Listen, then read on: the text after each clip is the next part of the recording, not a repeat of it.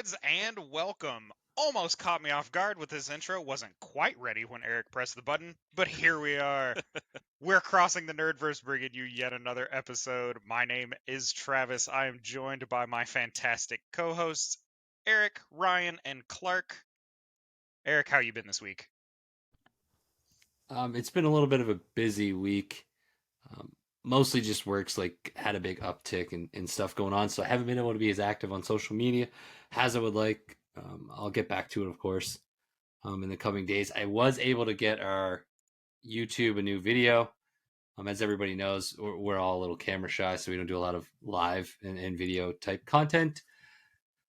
So we did get a wrestling one up. We kind of got some inside stuff because Travis was actually at the event, and there is always things that go on at WWE that don't go on TV. So we did kind of get to hear a couple things that happened there, and that was kind of cool to do. And then just to go over wrestling, we showed some pictures, shared screens. We kind of got more involved than usual with conversations, and the episode actually went probably about 3 times longer than usual for a riff. So It was a and we little have lengthy. noticed that there's been a lot of clicks on it already, people checking it out, which is nice. So we appreciate that. And we'll keep trying to do a little bit more. To our listeners, scroll around until you find us screen sharing that fantastic picture of Rick Boogs. It is the best thing that has come about from the draft. Oh, I that will is forever fantastic. love that picture. Ryan, how was your week? Pretty good. Actually, you know what? It's actually been a pretty crap week, but it's been pretty sweet in the Nerdverse. Like Eric said, we got to do the WWE Draft Night recap. That was a lot of fun. I learned a lot. I'm slowly getting educated on that kind of thing. Beyond that, I've been checking out a lot of the DC animated films and trying to get caught up on some of the stuff that I missed, hopefully so that I'm not missing any kind of info when the new stuff starts to drop. I'm particularly excited about Waller, which has been announced. And then, of course, today has been all about the May the 4th. And so it's been a pretty good week in regards to the Nerdverse. Been all right. What about you, Clark? I have had a good week. Bungie is preparing for Pentathlon tomorrow, and I have been recruited to play Splatoon for my team. So I have been practicing Splatoon. So if you see a character running around called Bad Debt, that is me. Hashtag jealous. Nobody wants to get taken out by bad debt. I get just that. killed by bad debt. That's my goal. I've landed on my weapon is like the big roller. Basically, it goes to my melee brain of where I can just roll people over with it. So that's all I do is just run around the course and just roll people over. Other than that, it's been a pretty relaxing week. From what I understand, that's also your driving habit. So it is. Just run them right over. No I'm problem. melee in all walks of life. Well, I'm gonna have to stick on the trend of not having the greatest week. Oh, no. Monday was absolutely amazing. It was fun to record. On Tuesday, the Rift work has just been absolute clown shoes. So, it is what it is in that regard. But it's podcast night. It's May the 4th, and I'm excited as we discuss all things Star Wars. Let's lead us off with probably the most important piece of information that we could have in regards to Star Wars, and who is everyone's favorite character. Ooh. Okay, just to make sure we're being specific here, are we looking at Star Wars as a whole? We're keeping everything very open, very vague. Video games, comic books, novels. All of it. Ooh. Comics, novels, movies, prequels, sequels, original, It's Cal expanded Kestis. universe. A Cal Kestis man? Interesting. Can I have a favorite until Disney got a hold of the franchise? Oh dear. Because I mean, like, for me, it's just Han Solo. Like, just bounty hunter, the guy. I love you. I know. Like, just come on. It's just a cool dude. But then I think, well, in the Disney ones, I feel like they did everybody dirty from the old. She likes him scruffy looking. Yeah. I won't say they And I would have necessarily picked did. Chewie. I wouldn't say they exactly did Han Solo dirty. It fits the character that he was literally that he abandoned his family and then was running from debt. That tracks for his personality, if I'm being Yeah, but perfectly the, like, honest. Like, the we met him coming the back. first time. We met him the first time, and he was in debt. He was running from Yeah, people running away because from he debt. owed him money. Like, But like the Sequel coming back and trilogy. like my son will kill me and this will bring him to the light. It's like, I know he only came back because Carrie Fisher was going to do it, and he's like, I will do it if she does it. But still, like, and just kind of like Luke becoming a Force ghost. It's I just think like, I think in Yeah. regards to him dying to Kylo Ren, I think it was I have to make a last ditch effort to see if I can save him. all I 'Cause, I saw mean, was he's not doing this again and he needs to die. Well, the one thing is, I think part of that they took from the books. So if anyone read the books, the original Legends, Han Solo and Leia had multiple kids. And when the first one dies, it causes a huge rift for the rest of the family. And Jace their oldest son ends up becoming a Sith Lord. And the way to do it is you have to kill the thing you love the most. And so he I shot know, his Xbox, and it was tragic. right. So, but on a Send serious it. note, so when he kills his dad, it is kind of like a take from that, though. Like they did kind of like that was one nice thing to see is the way they took it from the books. They made Kylo, But they took Ren it from kinda- the books and missed the tragedy arc that brought the family dysfunction. yes. So I'm going to say yeah, Han Solo pre-Disney. yeah, There I you agree. go. Well, and see, I think the coolest thing about that particular character arc, and it's excuse me, it's with nearly every movie, right? There's always little things that you have to kind of ignore.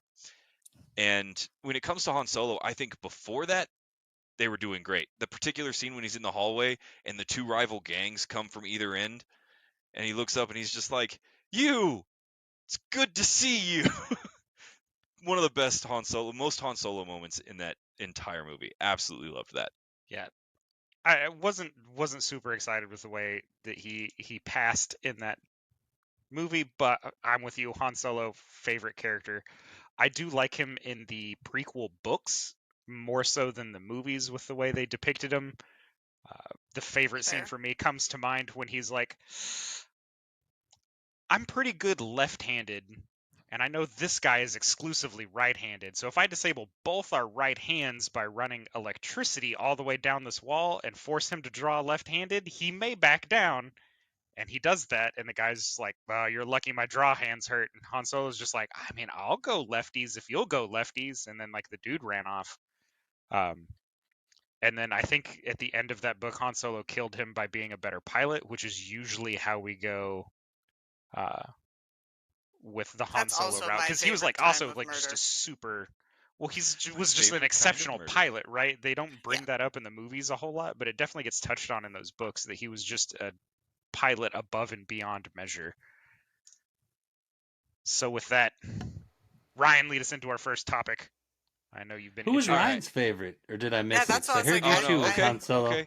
Yeah. Mine was So- Cal Kestis because he's the best. I'm in a very similar boat. It's odd for me because I kind of want to stroke the ego of my hipster a little bit, because my go-to answer up until very recently was Boba Fett. Boba Fett was my main man. Loved everything about him. Thought he looked the coolest for all 7 minutes and 38 seconds or whatever it is that he gets on screen. But I have to say, Din Djarin from the Mandalorian series is probably my favorite Star Wars character. As Just- mainstream as that is to say. I was gonna say, just so everybody knows, I'm usually the guy that only picks the old stuff, and I picked one of the newest characters. The news Just characters. throwing that out there. I'm No, always it's the fact, guy that it's gets the grief for the But- boomer this and that. Just throwing that out there. I do want to give an honorable mention to a wildly underrated character that I wish got a lot more love, and that's Iden Versio from, I think it was Squadrons. You have this badass girl boss energy who is the head of a special forces unit in the Empire that I absolutely loved her entire story, and nobody talks about it because the game was not well received, and I think that is Yeah. a shame. And so That game was okay. it was all right. Like, the game was okay. But yeah, no. So as far as favorite characters go, I'm going with Din Djarin. I know it's a little mainstream right now because everybody loves Mandalorian, but I do. I think he's my favorite character. I'll give it And- to you. I will give it to you because I think The Mandalorian is so well done that it fits better into what I would consider old Star Wars than what I'm going to call the Disney Star Wars. I'm just going to call them Disney Star Wars, even though technically The Mandalorian's Disney Star Wars. Don't look that way. Yeah. Hand wave, Technically- hand wave. Technically, now the old ones are also Disney Star Wars. Okay, well, that's fair. Well, and it's Uh, you catch a little bit of generational gap, right? Because everybody loves the movies that they got to see when they were kids. And so, Star Wars releases in 1977, 77. I think I'm right about that. And everybody fell in love with it. 77. And so the original trilogy was considered like this very much golden standard, despite the fact that narratively it is full of wild holes and products of its time. It's still considered a Ponderously golden standard. slow. Yeah, it's ponderously slow. There's all of one African American actor in the entire trilogy, the objectification of women, and the fact that Luke has got the gold medal for one of the worst Mary Sues of all time. But I absolutely love the original trilogy. But then you have the later generations that got to see the Phantom Menace and the prequel trilogies, all about the Clone Wars and stuff, when they were at the right age gap. Because everybody forgets Star Wars is made for kids. And so, yeah, you Was get it? Absolutely, it's a kids movie. So it's always been for kids. I feel like when my think parents went to originally- see it, they were in their like mid to late 20s, maybe. And I Yeah. thought that was the target demographic. Well, It was supposed to be, okay. and then when it became wildly popular with children, that is when you saw, was it Kenner was the name of the toy company? Yes, And George Kenner. Lucas got together and they're like, we can make this more marketable to children and make way more money. And George Lucas was like, I like that. And so they made it again, Mary Sue Skywalker, all the way Yep. to the end of the original trilogy. And they marketed it for kids. That's why when it came back, they did the marketing again.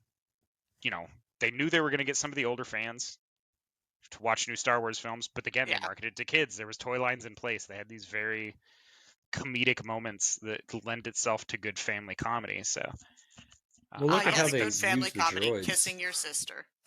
Yeah. that's pretty standard So- in like Alabama and Mississippi and stuff. Hey. Hi, did- people. Yeah. Hi, Um, listeners down south. Appreciate that. But if you Um, look though, like the main droids too, and like the Phantom Menace and everything, the battle droids or whatever they're called, like they're very like toy. yeah, the B ones. Like you could tell, they Toy were friendly. more They're toy concerned with friendly. they were more concerned with toys and stuff when they designed all the robots than Oh, yeah. anything else, and they definitely That's- didn't want to have like a true like. I don't think they wanted to have a true person bad guy army to fight. I think There'd they be wanted so it much to be death. Like that would bump Yeah. up that Oh, yeah. rating to Right, R, so no even- problem. even the like the army for the Republic ended up being the clones. So like they did a lot of like things that were not real, not I don't want to say not real people, but it was clones and robots fighting and not actual war. Question. When he kills all the younglings, is that for the children? That's a I warning. just- For the kids. Like, To be that's fair, you never see him actually do it. It's just heavily hinted at. They also had to fall within like a specific like PG rating. well, yeah, but I'm just like that. I can understand the like marketing to children is a wonderful group because until the millennials came about, adults didn't buy toys. Right. So I understand the marketing there, but yeah, I feel like some of this goes back to the anime versus cartoons. I feel like this is a little bit more anime-y, and I would have assumed at least young adults for initial So- marketing. I do have a couple of launch topics here that I want to bring up, and I'm going to start with a pretty easy one, a pretty light one. And so, as I've been kind of crowdsourcing Star Wars Day and how people, if they celebrate, how do they celebrate? What do you do that's cool? One thing that's kind of come to the forefront that I'm curious about is when you look at Star Wars, and again, today's all about the broad strokes of Star Wars, whether you're into the movies or the television shows or the books or the comics or whatever the case may be. Everybody always seems to have a particular area of interest in Star Wars that stands out to them as something special about the universe, something special about the way the story's told, something special like that. And I'm going to start with myself so y'all have an idea what I'm talking about. But I personally fell in love with learning all of the specs and the titles and stuff for ships and spaceships in the game. Fell in love with that. I love how they're set up, looking at the cross cuts and the blueprints. I actually own the car manual for the Millennium Falcon so that you can look at all the specs in it. And I think the ships are some of my favorite parts in the Star Wars universe. Whereas my wife is all about droids. My wife loves the droids. She thinks they're adorable. She likes having the robots with the funny accents. She loves her robots. And so I wanted to ask you guys, do you have an area like that? Is there something about Star Wars that you think is just your favorite part? Travis, what do you got? I love the fact that the robots still speak binary with one another between like the droids and the computers. It's all done in binary. And I think that's absolutely amazing that the language of computers is in fact the same language as the robots, technically. Some of them have modulators to speak, but at the end of the day, it's still all ones and zeros. And I always thought that was kind of a neat bit of reality in my science fiction. Yeah, I can dig on that. Uh, I like that. For me, it was, and I have the same kind of thing with Star Trek. I know, but I just loved seeing the creative design for the people of different planets, different species, like seeing what they're going to come up with to kind of just how you explain this different species. This guy's got little gills over here, and this guy's the character design I've always just thought is flawless. And then I'm a big fan of just kind of like the theology of the Jedi. And you have your Dark Lords, your Gray Jedis, just kind of all of that kind of, yeah, I guess just what they stood for and why and how they got to where they are was always very interesting to me. Mercy is the mark of a great Jedi, and gray Jedi are okay. Mm-hmm. Well, I blended two fandoms. See that? I like You see that. what I Actually, did there? I was talking to a friend of mine the other day, and I sent her a text, and it was just this little picture, and it said, Star Wars has an entire planet of goth girl Amazonian dominatrix witches who raise the dead, and yet they keep taking us back to Tatooine. And I think that about sums it up right there. More rocks, Mo better. Mo rocks, Mo better. There is an inordinate amount of time spent on Tatooine, I feel, for a planet that was supposed to be like, here's the shitty origin home for our hero, and then we just cheapest keep one to fucking film. going back. Yep. Cheapest one to film. I brought this up in pre-production, where every big hero in Star Wars comes from a desert planet. Just saying, desert breeds heroes. Well, actually, what you said your favorite was Cal Kestis. Didn't he come up on a Metropolis? Wasn't it? I don't know where he was born. I don't remember where they said he was born. He was on Bracca though after, and this isn't spoiler because you learn in Fallen Order. But he spent I would say a chunk of his life in ships, going like for the war in the beginning, and then the rest of his time. So probably Bracca is where he spent the most chunk of his life. But yeah, I don't know where he came. It was like even in the new one. Now this is a spoiler for people in the new one. So he does mention he spent some time on Coruscant, but I mean, you knew that. Everyone would know that because you go there for Jedi training. Yeah, that's where the Jedi Temple was. Yeah, so he spent some of his childhood there. But yeah, I don't know if they ever actually mentioned where he was born initially. And I don't think Bracca is a desert planet in point of fact, because I remember it being very rainy. No, that's not for the first game. Yeah. And, well, also, they don't show you too much. It's like a lot of shipyard. Like it's like a massive shipyard. Like I just remember it raining. Yeah, exactly. Yes, right. and what was there? It's like Seattle, I guess. So like Seattle, like gloomy looking and rainy. Lots of coffee. And lots of broken down vehicles that nobody's using. I'm going to go ahead and throw it out there for all of our listeners that are currently playing the new Survivor with Cal Kestis. We are going to be trying to avoid spoilers for the newest game. However, I guess this is a good point to insert. For those of you that haven't seen Star Wars and chose to listen to a Star Wars Day podcast, it's going to be riddled with spoilers. We're going to talk about all kinds of big spoilers from the books, the comic books, the video games, the movies, but we will do our best to avoid the most recent video game with Jedi Survivor. But Eric, what about you? You got any favorite elements of Star Wars that really stick out to you? I know we Honestly, have Ellie I Joe in our audience right now saying she digs all the different and unique animals and stuff on different planets, the xenozoology. I think it's smart the way they just did the story, man. Like in the sense of like when you go on the planets, all the different aliens you see, it gives them so much like room to grow. And you see it like in the books is the biggest place. So you might see some awkward looking alien in the corner and like that's a whole new planet. Like that one character just right there makes it so that they have a whole new planet that they can design, jump to, and make part of the universe. And it's just crazy how they've done that. And like some like look at Chewbacca and Kashyyyk, like that became huge. I mean, there's Yeah, so many absolutely. different things, and that's probably my favorite part of Star Wars. Anytime you see a new alien in the bars, because they go to the cantinas, and when you see him, then you start to formulate like, what is it, dude? Like, what's this planet like? Like, are they part of the Republic? Are they part of the Empire? Are they in the Outer Rim? So it's pretty cool. Fun trivia fact for all of you Star Wars geeks out there: there is a NASA astronaut walking in the background at the cantina in A New Hope. So if you have watched that numerous times, like I have, you can see him just slowly roaming around the background. The point I was going to get to before that piece of trivia just popped into my brain uh, was I've had to eat crow on this because they finally started doing it. But my biggest gripe with Star Wars was like we've got galaxy full of billions and billions of people.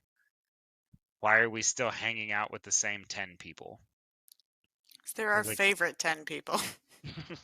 and I get that, but it was also when they were like, we're going to do an Obi-Wan story about what he was doing between the prequel trilogy and the original trilogy. And I was like, I'd rather have a story about some other random dude in the Star Wars universe who's just like, the Empire has made it really hard for me to work, so I have become, you know, a smuggler, and like maybe I come across the Millennium Falcon, but I don't have anything to do with the main storyline. You know, it's one of those things where it's like you have so many options to go to, we don't have to come back to Tatooine. Well, yeah, and to Eric's point, I think a lot of that interplays, right? You look at the original cantina scene whenever right before we meet Han Solo, and the trivia behind that scene is fascinating because every alien in there, if I remember right, I think it's every alien in there outside of our main squeeze characters like Greedo, Han Solo, Chewbacca, they needed to fill a cantina full of aliens when they were making the movie, right? And for those of you interested in a deep dive on this, there's several good documentaries about it. I recommend Movies That Made Us on Netflix. They cover this pretty good. But apparently, all of those aliens in that cantina were random projects that were sitting in a lot of the costuming and artists like shops, their workshops and stuff, and they just started bringing out everything they could to turn it into an alien with as little work as possible. And that's why you have the one that just kind of looks like the devil with the big horns that gave birth to the entire Deveronian planet. Just like Eric was saying, that one character with no lines and 15 seconds of screen time added a huge chapter to the lore of the universe, to the world building of it. And when people start watching Star Wars, everybody immediately always thinks of the Jedi and the Sith, and that's even if they get to the point where they separate them, because Jedi is synonymous with Force user a lot, and it's so much broader and so much bigger than that.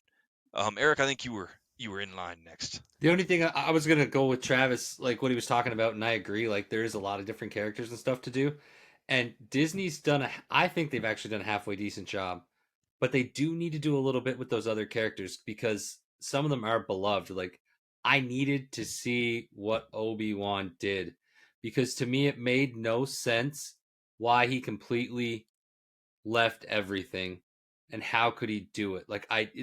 There were the way his character was developed in the first three movies, it made no sense. Like, why would he just do that? So I needed the show to give me a better idea of how he lost hope and how he actually still did involve himself a little bit, but didn't become a main thing. So I needed to see that. But then you got Rogue One. That was great to see. You got to see these out there nobody knew about characters. And I mean, it was one of the biggest things that came out of Disney. Oh yeah. if I'm not mistaken, and that's all brand new characters. So I agree. We need fresh stuff. We need fresh looks, um, and they're doing that slowly. I feel like, but I do like a couple of the older characters. Need them fleshed out because I just need to know what they did, like the Obi-Wan especially. Boba Fett was kind of iffy just because of how they ruined him, but I I liked the Obi-Wan show. I really did. It was well made. It was good to see Ewan McGregor come back as Obi-Wan. I didn't need that story. I really didn't. Uh, I was happy thinking that in defeat, he went to focus on the self, right? He went to gain introspection and enlightenment. And that took him 20 years to master something that is supposed to be significantly difficult in regards to force use. Uh, in the same way that, Qui-Gon had found a way to project himself into the force, Yoda had mastered it before he passed away. Obi-Wan obviously going to have to take some time to master it as well while facing that inner turmoil. I really didn't need to see some sort of like hero's redemption arc from his defeat. I was more than happy with him just kind of hanging out on Tatooine, keeping a low profile, and watching over Luke because that was, his job. That was his assignment essentially. So I could have taken or left the Obi-Wan story, but I did enjoy it. that's why I think they're not going to make other things because you only need it for certain people. I feel like I don't think we'll ever see the backstory to Han and Leia, in regards to like why their Yeah. marriage devolved. I don't ever think we're going to see live action why Kylo Ren went rogue and bad. But I think like personally like the Obi-Wan I did just because of his character. He was such a diehard. I needed something like that. Like I get what you're saying. It was cool. Like it made sense if he did just kind of go off into nothing. But it was nice to see the difference. But you're right. I don't think they're going to do it for most characters. You're never going to get to see what they did afterwards or what they did during, I should say. That's all going to kind of fall by the wayside as they develop these new projects. I think I don't necessarily need to see Kylo Ren's backstory because they do kind of give it to you like, oh, Uncle Luke saw the dark side in me and then wanted to murder me, which is a very interesting character trajectory for him, to be honest. And that's where I was kind of like, oh, what have you done, Disney, to this? Because it's like, I don't feel like that's ever in Luke's character to begin with, to just be like, I need to eliminate. Maybe they were just like, oh, he's just like his father. He has the child slayer 3000. But like, I would love to see what happens to Kylo Ren after. Like, that is the story I would have liked to see, but I don't think I'm gonna get that. See, I think I would like to see maybe in a television series, kind of like they did for several of the other characters, and like they did for Obi-Wan, a Knights of Ren story. I think would be really cool. I would love to see that part of the story get told. Travis, my question is going off in a completely different direction, so if you have something to go on that. Go for it. Okay, I was gonna say that leads me to I guess my first and only question of this evening. Person Do you- only. So far.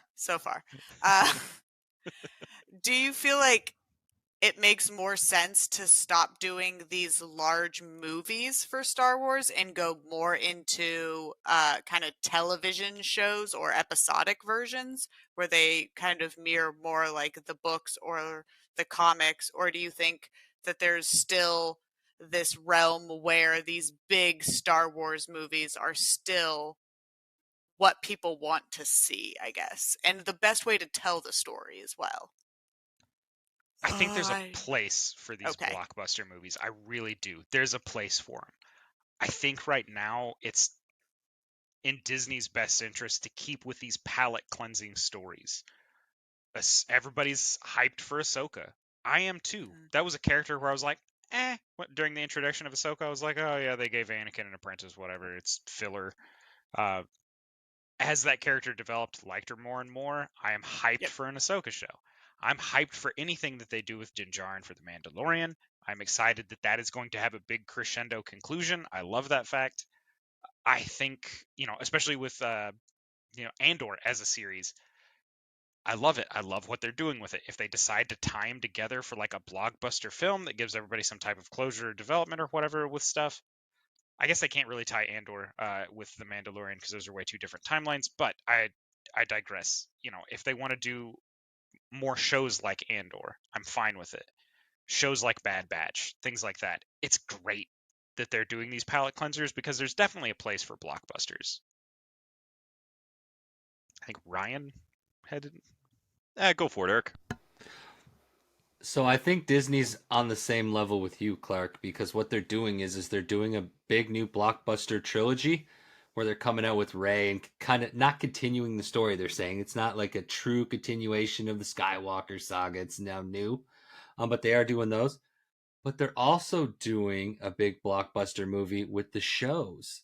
So they're kind of doing this weird thing where I think they're going to do more shows, but then they're going to do a blockbuster to tie them together. That would be kind of cool to see once in a while. So you still get your palate cleansing shows that Travis enjoys, but then you also still get your big blockbuster movies that tie them together to do big adventures. Um, so that I think Disney's going to try to see with that's kind of what they're doing because it seems like a lot of things went on the back burner that are outside of that realm. If you look, anything that's outside of those two realms seems like it went to a back burner. And I think it's because Disney wants to see, do we want more trilogies and big blockbusters only, or do we want the palate cleansers that are all separate, but then to be brought together for one big movie? And see, I think I fall into a very similar camp because I am definitely in the camp of more Star Wars is more better, right? And I say that all the time. More Star Wars is more better. I have absolutely fallen in love with a lot of these shows that they are putting out that are, 10 episode seasons, 12 episode seasons. And even though my initial knee jerk reaction was, I can't believe they only gave me 8 episodes, roar, what it actually is they wanted to make a 6-hour movie and decided to put it out there into these bite-sized episodes. And it fills that role that there's a lot of people out there that sitting down and watching a 3-hour movie sounds exhausting and they won't do it. But sitting down and binge watching 5 hours of a TV show is fine. And so I like what they're doing where they're kind of creating a micro Star Wars cinematic universe thing, Marvel-esque, where the shows are tying into one another, but you don't have to see this one to understand what's going on in this one, with the exception of Book of Boba Fett, obviously. And I think that, or at least I hope, what I would like to see is that they continue in this exact same path.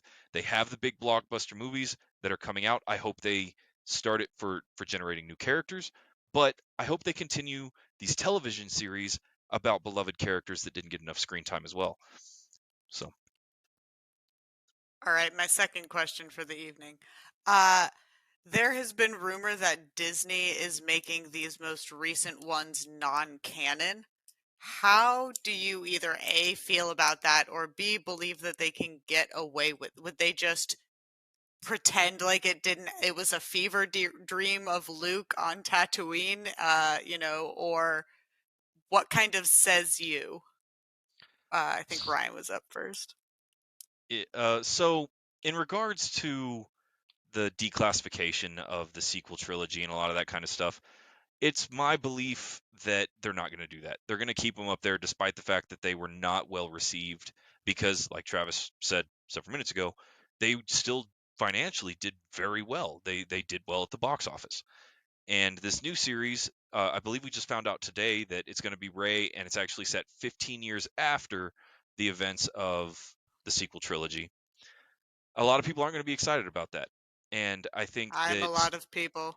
yeah, well, and a huge part of the fan base, because of the huge gap of time between when each block comes out, they're very much, no, I don't like change. And so ultimately, movies and television shows only get made to make money. And there's a big divergent train of thought in that regard. Do you make movies to make money, or do you make movies to tell a story? Are you making a movie for the audience, or are you making a movie to make money? Which is why we end up with a bunch of cookie cutter superhero movies coming out recently. And I think that is kind of a seed, a part of the larger problem that people get really upset about in the Star Wars franchise. I think Eric had his hand up next. I was just gonna say, I feel like the new trilogy is gonna be well received because they're doing the first movie different. It's not gonna be you're finding a hero right away. So that now it's gonna be Rey has a Jedi Order in a sense, or it's Jedi school, or a Jedi something. So she has an established thing. Every other time, like they're finding a new hero to start out with. So now we're gonna get to see a Jedi Order in a movie that's later in time. So I think that's gonna be nice because I think a lot of people were mad you didn't get to see Luke's Jedi Order. You didn't even get to know how many Jedi he had. Like there's ballparks, like all the fan theories out there, he had anywhere from Oh, yeah. 12 to 30. The only thing we know is he had 3 from the comics. We know he had 3 plus Kylo and himself. So that's all we truly know. He had more, we just don't have a number. So I think a lot of people are going to check it out because they're going to want to see what she did, how she did it, how she's building it, where she's doing it. Is she doing it on another planet that's strong in force, or is she on Tatooine? Tatooine. Or is she We on a always desert go back planet? to Tatooine. But I think just- she's gonna be on Jeddah. I would like I to think they're see gonna- any other Jedi's Jedi Order. Rey and I are just not good friends. I think it's going to be fine. I'm going to be hopeful is what I'm going to do on it. Like I'm just going to remain positive in regards to that. If it turns out it's terrible, then you know what, it's terrible. But again, I'm glad that they're making more Star Wars things, so I don't have to watch the same 6 Star Wars movies, or I guess 9 now, over and over again. I like that there's new content coming out, and I can pick the things that I like, and I can ignore the things that I don't like. As far as them removing stuff from canon, they do multiverse movies and cartoons and comic books all the time. I'm not worried about if they're like, this isn't technically canon. Like, don't care. Had a good time. It's like when they were like, oh, they made all the books non-canon. And I'm like, well, a lot of the books did a really good job of contradicting each other constantly because it was like a gajillion writers because everybody was just spamming sci-fi Star Wars content. So if they do like a multiverse thing, or it's like a non-reality, or if it is like R2D2 is having a fever dream, I don't care. Just give me Star Wars things. Ryan? Oh yeah, well, and it falls into that old explanation of the fact that Star Wars is supposed to be a buffet. You eat what you like, you don't eat what you don't like, and everybody can come and enjoy a meal, right? And that's the way I take Star Wars as well. There are a few of them that I'm not the biggest fan of, and as much as I'll defend them, I'm not a big fan of the sequel trilogy. I think a lot of the characters were cool. I think Finn kind of got done dirty, and they did a few weird things. But there's also certain aspects of the prequel trilogies, which I absolutely love, that I just block out of my mind every time I sit to watch them. Every time they say the word metachlorian, my entire inside just vibrates with rage. There's tiny little evil bacteria. Yeah, tiny little evil bacteria. However, I think that one of the most frustrating aspects of the fan outrage and the backlash that we got with the sequel trilogy really it irks me because right before the sequel trilogy came out and we had the Rey stuff, everybody complained about the prequel trilogy. It was so Mickey Mouse. It's not Star Wars. It doesn't feel like Star Wars. I want them to do it the way the old Star Wars were done. And so when Force Awakens came out and effectively it was a recreation of A New Hope on a larger scale, and suddenly everybody started complaining that, oh, it's the exact same movie. They just remade New Hope. And with the same amount of passion and vehemence that they had previously. And so that's where we get the joke that all the Star Wars fans are just going to complain, right? They're just going to be unhappy. We're impossible to please. I am going to explain why I don't like Rey to Ellie Joe. I have no, as a lady nerd, I don't enjoy being pandered to. I get it. Female empowerment is a thing and it's awesome, but like, give me a true, like, Luke had to go and run around with Yoda on his back and everything, and Rey just picks up a lightsaber, and because she's got the last name Palpatine, she can just immediately start pulling down Starcrafts. No, it's the same issue that I had in Marvel Endgame, where all of the female characters in a massive battlefield just happened to get together all at the same time and go, she's got her girls. And I was like, what? Nobody else is going to help you? And it's just kind of like, yeah, it's Captain America. She can just, oh my God, Captain not Captain Marvel. America. Captain Marvel. She could just she doesn't need you. She really doesn't. Yeah, But she could it's just just yeet like, it into space and be done. Like, yeah, it felt like a very pandering play to female empowerment that I was just like, no, I want to see her work for it just like everybody else. Show me her arc. She doesn't just get to pick up a lightsaber and be like, I'm a woman. Pew, pew, pew, pew, pew. Like, to me, that's like really annoying because that's not true female empowerment. I'm just being pandered to. Those So yeah, sound that's effects my were spot tiny. on. Yes, thank you. Those are my lightsaber. Near, near, near. I practiced them. just like that. So that's my tiny Ray rant. I apologize. My counter to the people that are always like, they should make it like the original trilogy, and I go, on a shoestring budget, expecting it to fail. Yep, exactly right. With none of the original actors that you wanted. Yeah, with nobody cast who you thought you were gonna get. Okay, so I am going to insert right here. We did have a question I wanted to bring up that was from our Facebook page from Luke Ballinger, and I'm going to paraphrase it a little bit so that we can expand on it. Do y'all think that Disney is blatantly ignoring a lot of their fan base in regards to storytelling and the way that the shows are done? The example that was given to me was the fact that, and for those of you that have not finished watching, I think it's season 2 of Mandalorian, skip ahead by 15 seconds. Favreau brought back Luke Skywalker, which was huge and well received by the fan base, and everybody was super happy about it, and then Disney kind of shut it down. Do y'all think that Disney is ignoring the fan base, paying too much attention to the fan base, or what are your thoughts on Disney's control of the fandom now? I think Eric had the draw. I think it was Travis did. Travis. Yeah. Oh, did Travis have the draw? he- Okay, go for it, Travis. I'm gonna say, I don't think they're pandering really to anybody. I think they're finally giving people that are passionate about Star Wars an opportunity to create. Jon Favreau, passionate Star Wars fan. Dave Filoni, passionate Star Wars fan. A lot of the writers for like Bad Batch, Rebels, Clone Wars, the animated series, a lot of those people very passionate about their projects. They care about the IP. They enjoy Star Wars. I think they're giving them a chance to shine, and it's really reflecting in the show. Mandalorian being the perfect example. It's a brand new character. I don't feel it was really pandering to anybody. I think they gave an opportunity to people that were passionate about the intellectual property of Star Wars, and they've done a really good job. And I think Disney has learned from their mistakes of having multiple directors, multiple writers, trying to handle a single story arc, and are going to start passing these projects on to basically individual groups. So if you start on it, you'll finish on it, barring a few exceptions as people come in and out. But I think they're going to keep those production teams pretty consolidated, just because there was so much chaos in the storytelling of the sequel trilogy, because there was no consistency between writing teams. There was no consistency between directors, really.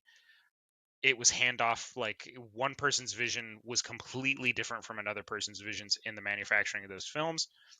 I think Disney kind of stubbed their toe on this one and goes, hey, maybe we should start focusing on people that are a little more passionate about the IP. I know Kathleen Kennedy gets a ton of flack for not being passionate about it. She is, however, very passionate about being profitable, and I think that lesson has been learned.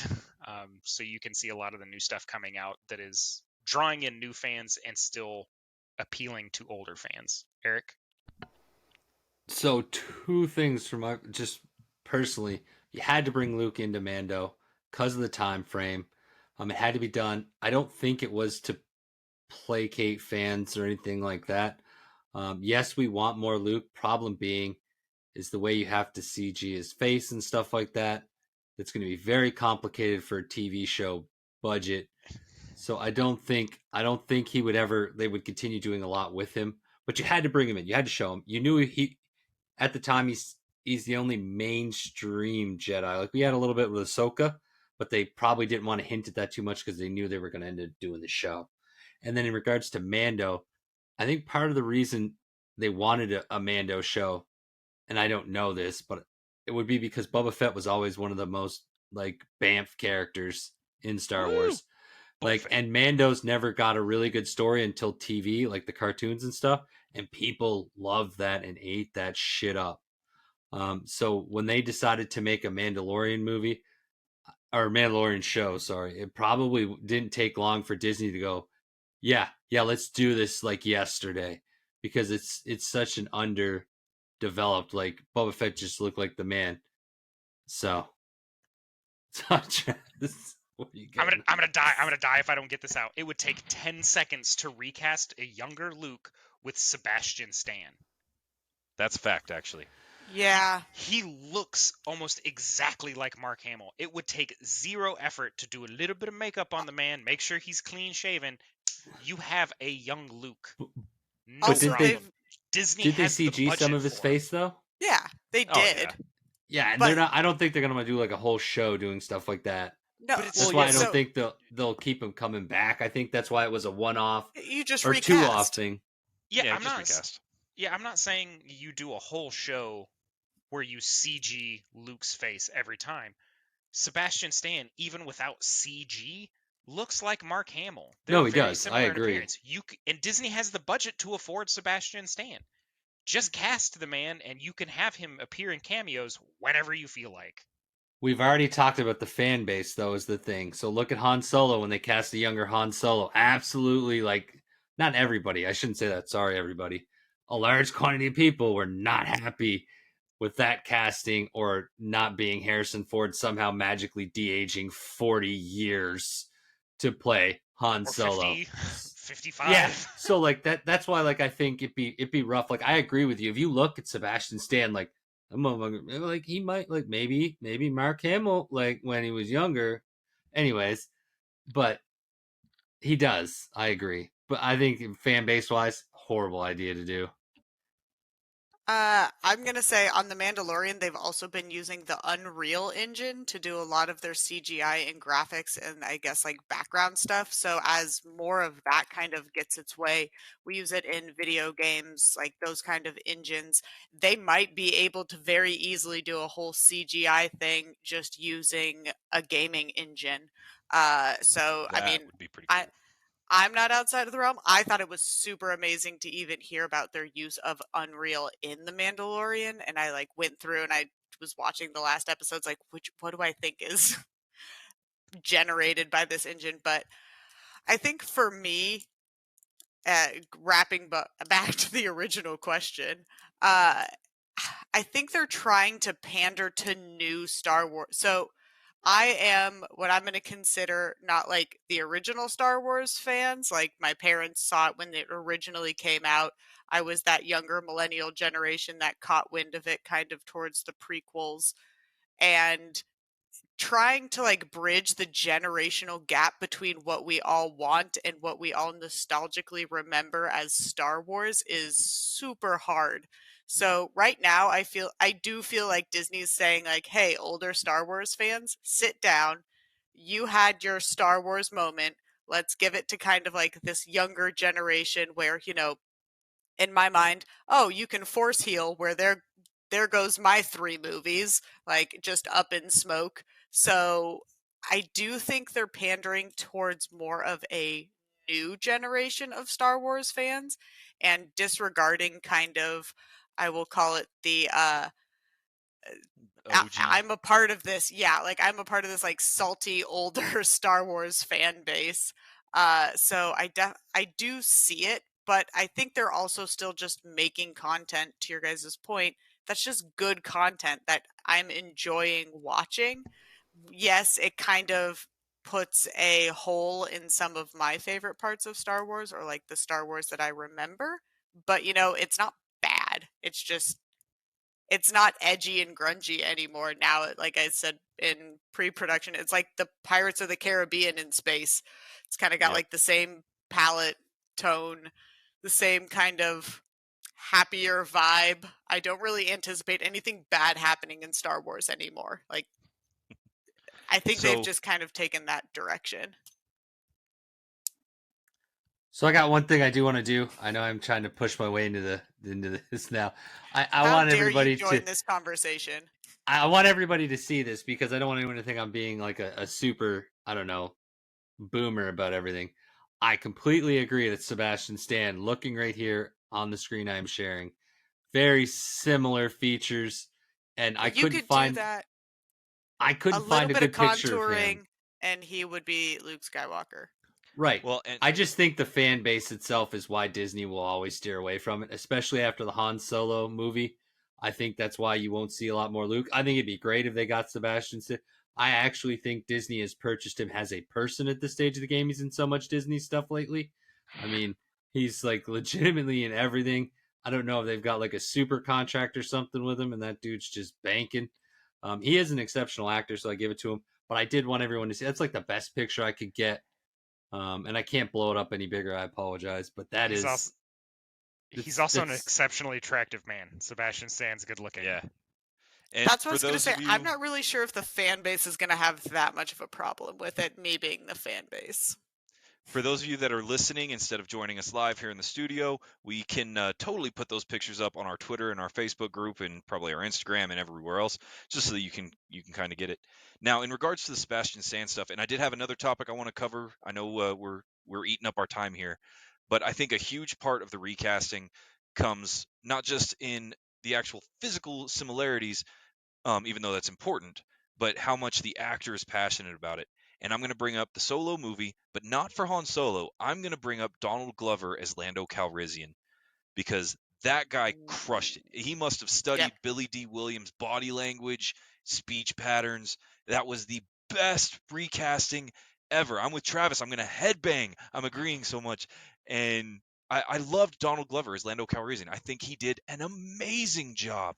And he does look like Billy D. Williams to a certain extent, but you didn't need crazy amounts of prosthetics or makeup or CGI. You just needed somebody that cared enough to learn the mannerisms. Yeah, the voice and intonations was absolutely fantastic. He literally practiced the way Billy D. Williams was saying Han instead of Han, like everybody else.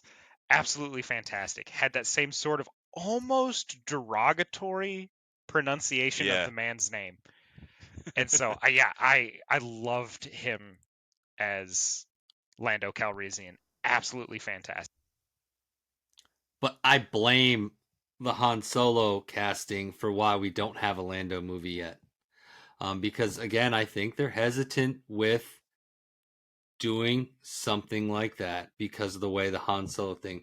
I think we probably have a better chance to get a 8-episode Obi-Wan style thing with Lando than we do a movie, unfortunately. And I'm okay with think that. I agree. Yeah, I don't know. I'd be fine. I am curious if they're going to use the storyline. So if no one's read it, they put out an amazing book about Rey's parents, and also Lando, which we didn't know, his daughter was kidnapped, and he spent a large chunk of his life and money looking for her. So I would actually be kind of excited to see, because they have been in talks with him to come back to play Lando, but I can't find anything about what specifically they want to do with him. Gonna guess it's probably his own thing, and he's done TV before, he's done movies, so we know he's willing. Well, he has been willing in the past to do either or, so maybe he would be willing to come on, do like an 8-episode Obi-Wan style thing, and we get to see him lose his kid, find his, well, he doesn't find her, but lose his kid and all the things he loses in regards to that. I mean, the book's been out a long time now. I find a lot of fans don't read. Yeah, a lot of fans don't enjoy the literature on top of everything else. But I didn't even know you could read, Eric. I mean, it's an audio book, but I there you go. Of course, it was an audio book. Is it a manga? Clark, you had something to add. Oh, crumbs! I forgot about it. All right, that's cool. Nope, I'm gonna go ahead and move into the next. I'm gonna move into the next segment. He caught me with reading, and I went like way off base. So I did have a request to do one that was kind of fun. I think it's going to be interesting, and it's a huge backbone of the Star Wars fandoms, and I'm going to call it the tinfoil hat segment. And so, Travis, you brought it up to our audience chat a minute ago. I want to talk to you guys about your favorite bizarre fan theories, conspiracy theories, and fan fictions about the Star Wars universe, whether it's about the Darth Jar Jar theories or, whatever. And I can tell you mine right out of the gate. And, obviously everybody loves the Darth Jar Jar story. I actually, low-key, I think I'm full tilt tinfoil hat about that one. I think I believe it. But my favorite fan theory, and probably just because it's humorous, is the Darth Vader is extra fan theory. And that Darth Vader never redeemed himself. He never went good guy, and instead ended up joining Luke and betraying the Emperor simply because it was the most dramatic and extra thing to do in that moment. And we see a lot of support with that, especially in the animated series, flying TIE fighters with the Force and billowing his own cape without wind. Yes. And I think that's probably my favorite tinfoil hat Star Wars is Darth Vader is extra. I'm gonna agree with you on that one, because even in the video games where he appears out of nowhere, it means he had to shut off his life support suit to stop the lights and then appear. So he went to kill himself for a dramatic Yes. entrance. For I dramatic am- effect. I am here for Drama King Anakin. Like, yes. It's the Batman theory. It's not about when's the most opportune time. It's when it's the most dramatic time. Yes. Yes, that's precisely right. I've already touched on this in a previous episode where we talked about Star Wars. My favorite fan theory is one that I feel like I've been on the ground floor of, and that's with the advent of metachlorians being canon, there has to be good ones and there has to be bad ones, because there's two aspects to the Force. There has to be evil metachlorians. There's tiny little evil bacteria living in your body, and they take over me sometimes, and that's why I put my finger in people's water when they're not looking. Okay, I 'Cause was I'm just a really bad happy person. with how that sentence ended. Evil bacteria living inside of people. Oh, good grief. All right, Eric, what about you? Honestly, I don't know if I have one in particular, man. Like there's been so many like throughout time and history with Star Wars as to things, and I can't put my finger on any particular one. Like your Darth Vader one's really good. I don't think he redeemed himself. I think his plan is there's only two at that stage of Sith history. He was gonna kill. He didn't think he would die from electricity. Man survived lava, so I'm figuring he thought he'd pull through in the end. Okay, that makes sense. Obviously, it did not work out because he figured he could turn his son. I mean, his son had tendencies. He did turn in, if you read, again, books, comics, things like that, outside sources, Luke has turned several different times to the dark side for parts of time. So it's not something that's not a possibility. So that's probably my best one is Darth Vader didn't become a good guy. The only reason you kind of think he did is because he Force ghosts with everybody else, and he's nice and he smiles and he's not wearing his armor. Yeah. I guess. So I will say this, when it comes to the fan theories, probably the most prolific fan theory out there, of course, is Darth Jar Jar, right? The concept that Jar Jar Binks was originally put into the movies in a very similar position as Yoda was in the original trilogy. He's kind of the goofy character that ends up being the drunken master and is the Sith Lord all along. And I really think that the fan outrage and backlash, which we should all be absolutely ashamed of, got Jar Jar Binks kind of pulled out and moved out of the story. But I will say I'm grateful for it. And I'm grateful for it because it ended up giving us the best shoehorn of all time in one of my favorite characters, that is Count Dooku. And I love Count Dooku. I think he's a great character. Now that they're expanding some of his backstory in the animated shows, I'm even more in love with him. I have so much fun with it. And so to kind of ask you guys, if I was going to look at some of the supporting cast. Oh, Travis, what do you got? You skipped over Clark and her favorite. Oh, I thought she Oh no, agreed with I me. agree. I agreed with dramatic Anakin. So that's Okay. It's pronounced Dramanican. If Dramatic. my bad. I think if I had to go like a most recent one, it's probably not like a tinfoil hat thing, but that it's just like that Finn could possibly be Lando's kid. Oh, interesting. Tell us about that a little more. It's just kind of, Finn was shown as a stormtrooper, but he's not really a stormtrooper. Kind of canoning, I guess. I don't really know where this canon came from. It's just something that I've been understood is that, the reason that stormtroopers are in white with their black edging is because they're not really bad. They're just following the wrong path, blah, blah, blah. They're kind of mindless drones where Finn is the first time we kind of see into the stormtrooper lifestyle. So maybe he's not truly of the stormtrooper world or populace. So it's just kind of like he's a really good fighter. He could possibly be force sensitive. There's a chance he's just kind of like Kidnapped as a kid. that's what I was going to bring up when I forgot is I would love to see a Star Wars movie or episode about all of these child kidnappings and what we're doing to prevent it, because Right. it seems like an awfully big trend that we should Absolutely. probably resolve. Well, So and Finn falls into that same category of, one of the big Star Wars fan theories is no body, no death, Yep. right? So if we don't see a body, they didn't actually die, and we're primed, ready to get them back. Samuel L. Jackson coming back as old man Mace Windu. It's unlikely getting thrown out of a whatever 1,000-story building on Coruscant, but it could happen. If they rate the movie PG-13, he'll get to say fuck. So Yeah, there you go. he definitely will come there's back. always a chance. Yeah, there's always a chance. So, cool bit of trivia. Everybody always knows that he ended up with a purple lightsaber in the movies by special request, right? He wanted to be able to pick himself out of the big fight scenes on Geonosis and that kind of stuff. Did you know that his lightsaber had one other unique quality to it? It was engraved. It was the only one that was engraved, and it said, "Bad motherfucker," right there on the hilt. Did you know Tupac was almost considered to play Mace Windu? I just learned that today, in point of fact. My wife was having me quiz her back and forth for a big Star Wars trivia event that she went to tonight, and I did not know that. Tupac Shakur as Mace Windu. Who knew?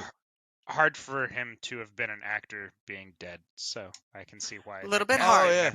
that never went through. Oh, I bet that on was that. the I only bet on reason. that full line. I believed that. Was he dead before the movie started casting?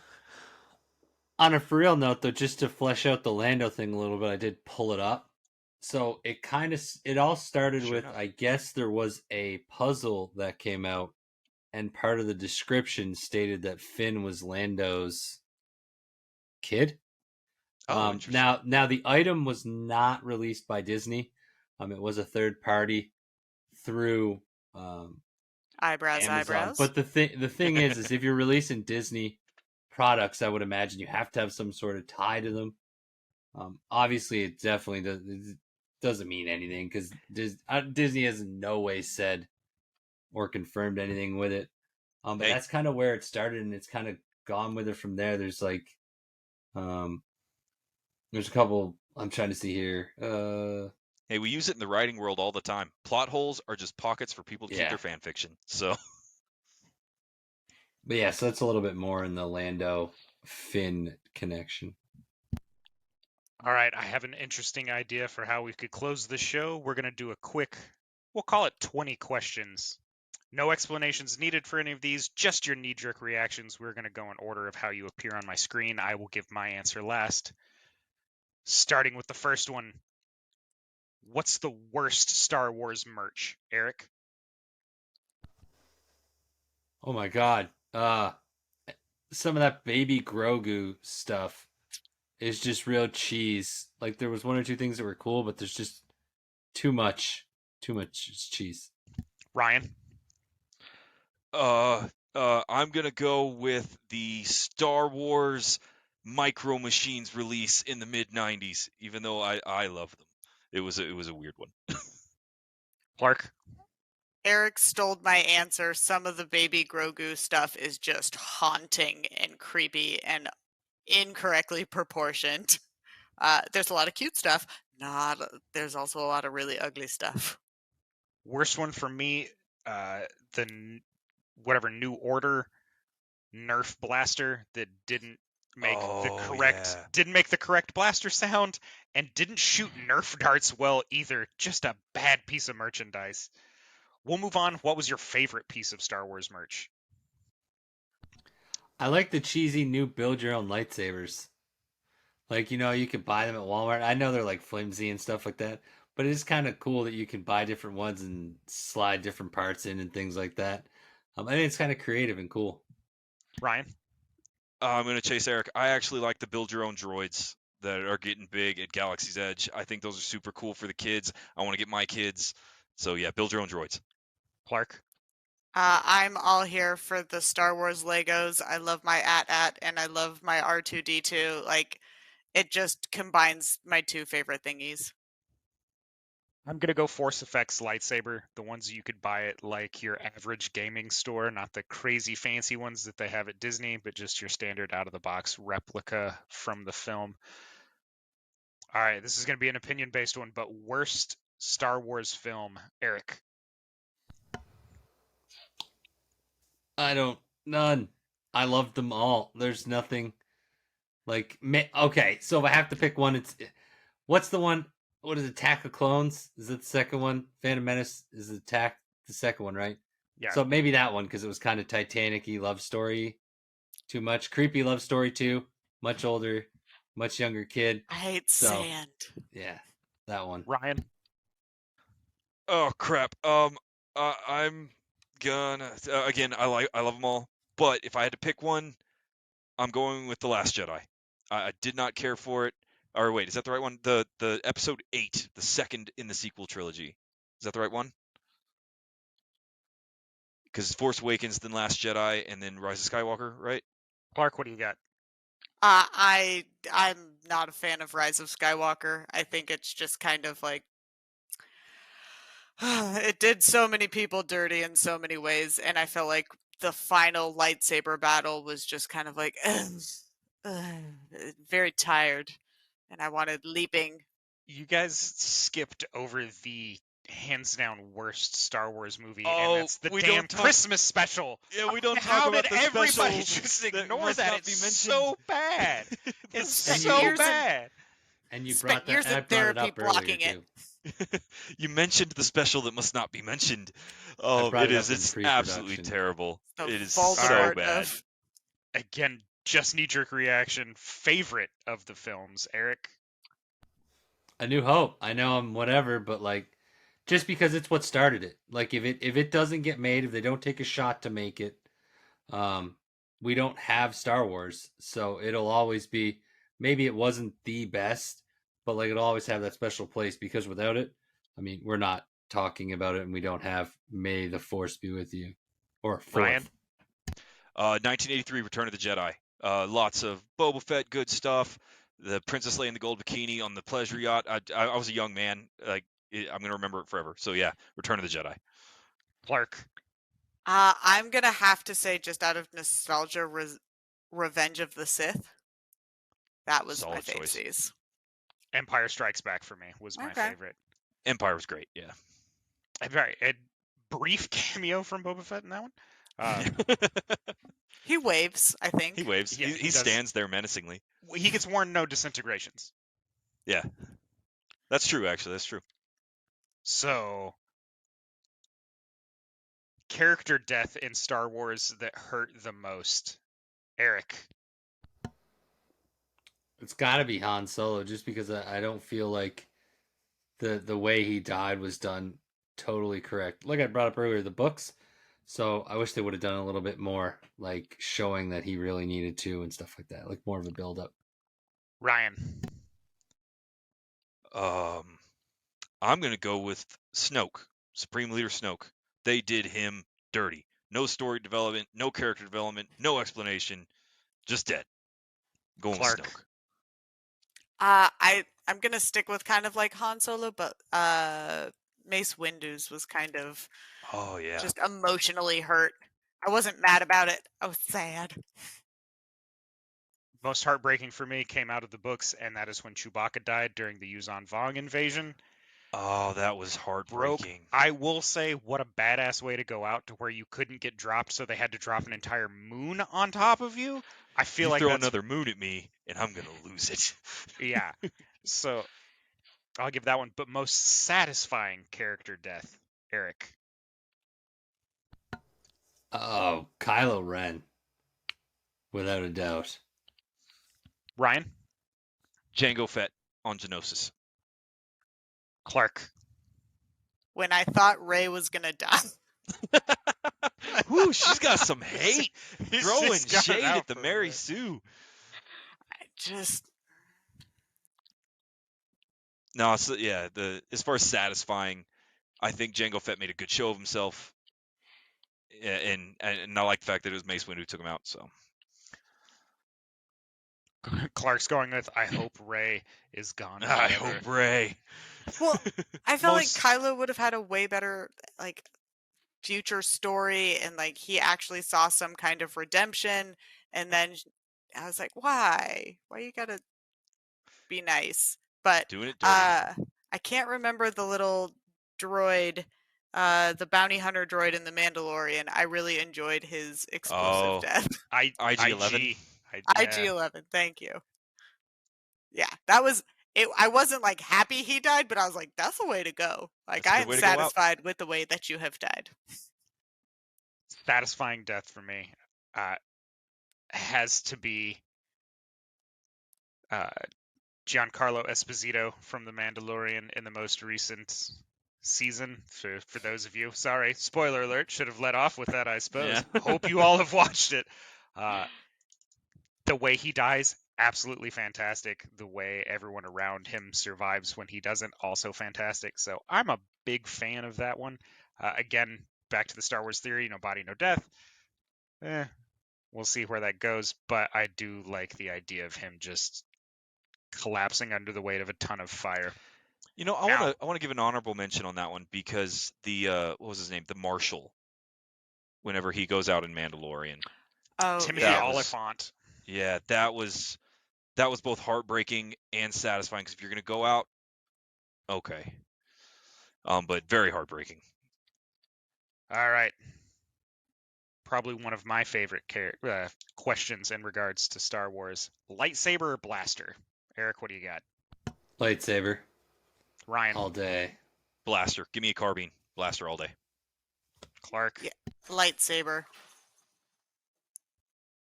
I'm well aware of where my talents lie.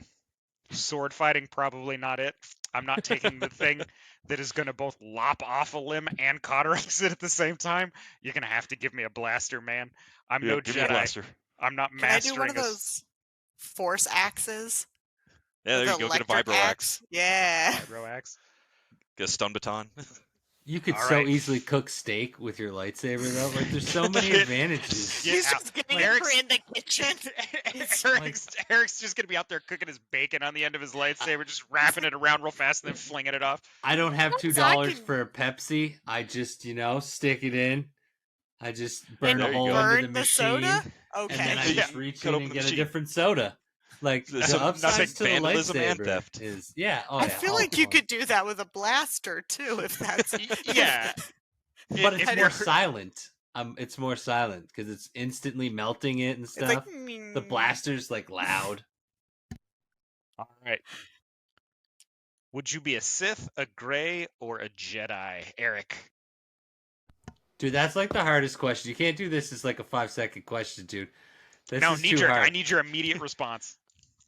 I mean, probably a Jedi because my dumbass would get found and I'd be taken away from my parents and I wouldn't be able to become a Sith. you'd be kidnapped. But like, yeah, right. But like, if I was told, The disappointment is like, well, I wouldn't get a chance to become a Sith. Jedi can become Sith. Your origin story is your own, buddy. well, I'd start out as a Jedi for sure because I'd get kidnapped like all the other children on planets, and then we'll see what happens. Ryan, Can I avoid the major dogmas and be like a Dathomiri witch? Is that an option? was not an Oh, my- option. So I'm going. Oh, crap! I'm gonna go Jedi. Not that I would last very long before falling to the dark side. So Clark, I would love to tell you I'd be a Grey, but my heart says Sith just right off the bat. Like, I'm getting kidnapped by Sith to just be like, oh yeah, no, we found the imbalance. It's right here. I'm picturing Clark walking into the Jedi Academy for like 2 weeks being like, "Yeah, boring," and then immediately joining the Sith. Are you Yeah. kidding?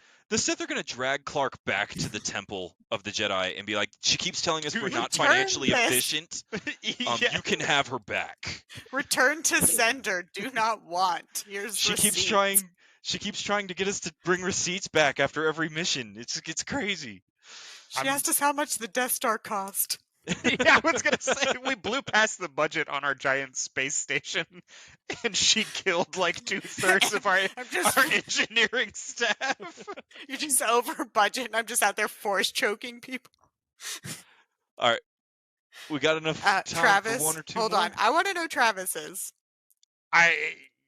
Gray. Oh, all right. I would fall into Gray Jedi, where it'd be like, I'll do good when it suits me the most, but I'm not gonna go out and necessarily try and destroy the galaxy or any other organization. I'm gonna fall into I just kind of like to be left alone. Yeah. So I Not would going to be very- radicalized by the major churches. Like, Yeah, I'm just gonna be out doing my own thing. I'm gonna find it fantastic that I can pick stuff up with my mind. I'm not saying I'm gonna be the perfect person, but I'm also not gonna be some paragon of good. So So what I'm really hearing is you guys want to use the Force for chores. dude, in a heartbeat. it's Absolutely. it's not even for chores. I'm gonna use it to make a profit. People are gonna be like, I can't move this rock off my property. And be like, I can. For 10,000 credits, I will move this rock. I'll be done in 10 minutes, and then I go back to my house and I drink my blue milk and I chop stuff up with my laser sword. Hopefully, not including my feet. Are you kidding me? Going over and helping a friend move with telekinetic powers, just like thunk, there you go. You're loaded up. Bold of You you guys- to assume my friends could find me. Guys, dream too small. So we just want that Clark's quiet like- life. Clark's like, I'm already plotting world domination. I don't even have any powers. I don't know what you guys do in your free time, but All right, hit us with one more, Travis. All right, last one's gonna be a twofer, so I want to hear both of them. Favorite video game and worst video game. Eric. So worst is very difficult, but Jedi Survivor is definitely the best. New storyline, game, everything, but it's new, so they had a lot to do with it. I don't know. I'd probably one of the Super Nintendo games. Just throw it out there. I don't know, just because it's 2D, it's older. I can't really think of anything else. Like, yeah, Ryan. Worst Star Wars game is Star Wars Galaxy of Heroes. It's a mobile game and it sucks and I can't stop playing it. Best is going to be Knights of the Old Republic, the first one, because it is amazing and is yet to be beat for storytelling, in my opinion. So, Clark.